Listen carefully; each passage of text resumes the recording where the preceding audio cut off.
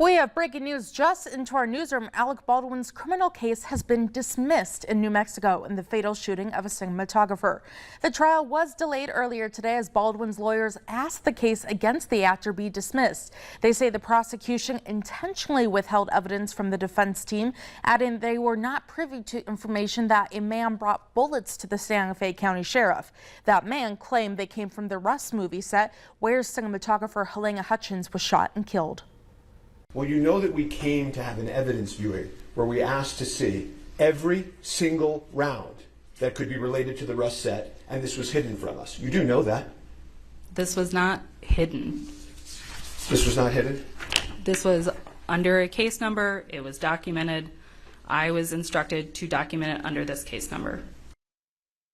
Prosecutors say the rounds came from a different production and not Rust, and were not even the same size as the round that killed Hutchins. They say the rounds were provided by a friend of the convicted armorer's father, who was motivated to redirect blame in the case. The armorer, Hannah Gutierrez-Reed, on your screen right now, is currently serving an 18-month sentence for involuntary manslaughter for her role in Hutchins' death. Stay with us. We'll have one more look at your weather weekend planner when we come back.